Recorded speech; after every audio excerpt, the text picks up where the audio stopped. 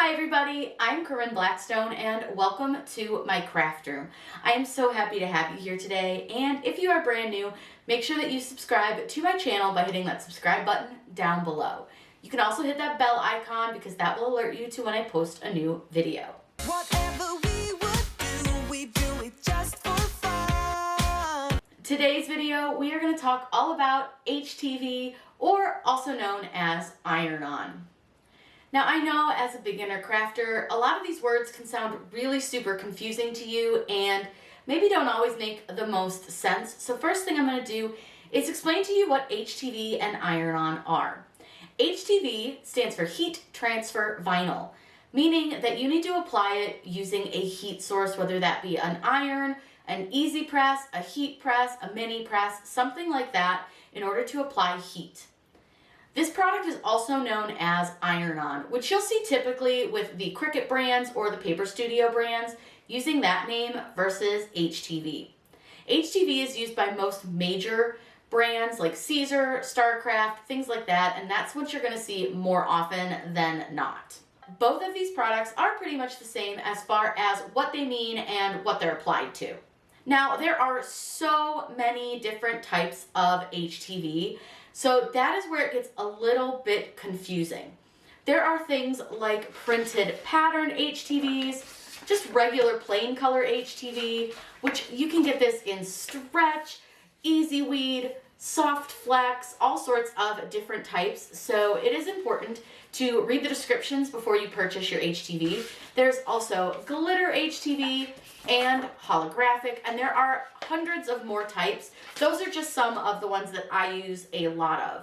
So when you're going to purchase HTV, make sure that you're reading the descriptions and that you know what you're purchasing and how to work with it.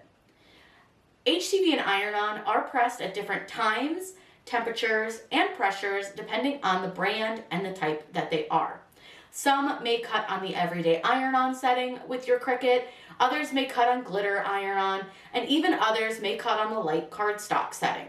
So it's super important that you do test cuts and you do your research as to what the best cut setting is and a great place to start.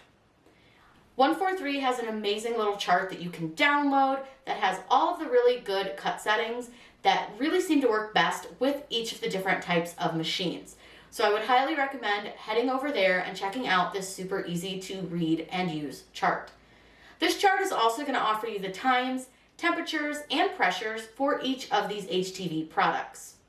It's important that you use the time, temperature, and pressure suggested by your manufacturer. Otherwise, you're not going to get a good adherence to your fabric with your HTV. And that's another thing to really note about HTV. HTV is truly meant for textiles, meaning fabrics and soft surfaces. So you're not going to want to use HTV on hard surfaces like cups, mugs, glass, things like that. Even wood is not something that I typically recommend using HTV on. HTV can have a seeping of its adhesive on a hard surface because there's nowhere for the adhesive to actually go into. It is designed to actually meld into fabric products, which is why it's meant for those fabrics. If you want to use things like on glass, wood, cups, things like that, I'd highly recommend looking into some permanent adhesive vinyl. I'm going to have a video all about adhesive vinyl coming out as well, so that should help you out and learn how to use adhesive vinyl versus HTV. Now keep in mind that not all HTV can actually be layered. So there are certain types that you cannot layer on top of. For example, printed pattern vinyl really needs to be the top layer, but you could put something under it. I know that that can be very, very confusing, especially if you are new to the HTV world. So again, I highly recommend checking out the chart from 143 Vinyl.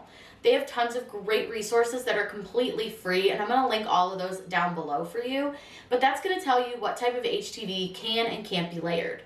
Now, if it's not on their chart, you can just simply Google the brand or item that you purchased, and typically you're going to find if it says that it can be layered or not. And again, some can be a bottom layer and some can't be. Some can be a top layer and not a bottom layer. So it's just something that you really want to do your research before you go ahead and press or even cut out your design so that you can make sure that your item is really going to hold up over time. HTV is going to outlast your garment if it's applied correctly with that correct time, temperature, and pressure from that manufacturer. Now, if you're using a Cricut Easy Press, it is really important to note that those settings that you can find on the Cricut Heat Guide are only for Cricut products. You do not want to use those if you're using any other brand. If you're using a Cricut iron-on product, absolutely use that chart, but any other brand, you need to find that brand's recommendations. When cutting HTV, 99% of the time, you are going to mirror your image, meaning that you're flipping your image so that it's actually backwards on the screen. Now, one caveat to that is, of course, again, printed pattern from 143 and others as well. So again, something you'll really just want to make sure that you're using the right instructions for the right product that you're using. But for the most part, it is going to be mirrored. Now, there are a couple of ways that you can mirror your HTV within Cricut Design Space.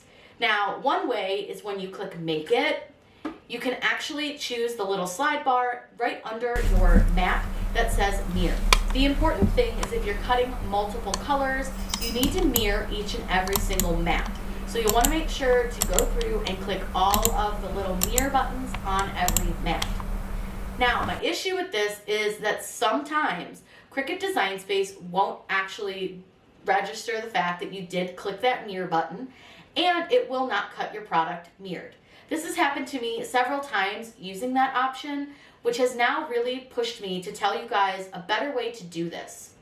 Go back into your canvas. Instead of mirroring your project after you hit Make It, select your entire design with your Cricut Design Space. Then what you're going to do is up here at the top, there is a little option for flip. You can flip it horizontal or vertical. You want to flip horizontal, and that's going to mirror your entire image, all your pieces, right here on the Cricut Design Space canvas. The reason that we do that is it's meaning that Cricut Design Space doesn't have to think about it and remember to mirror it. You've already done it for it, and you just have to hit Make It. I also find that this is a great way to make sure that you have flipped every single piece in your design versus trying to remember to click all of the buttons at the bottom of your mats.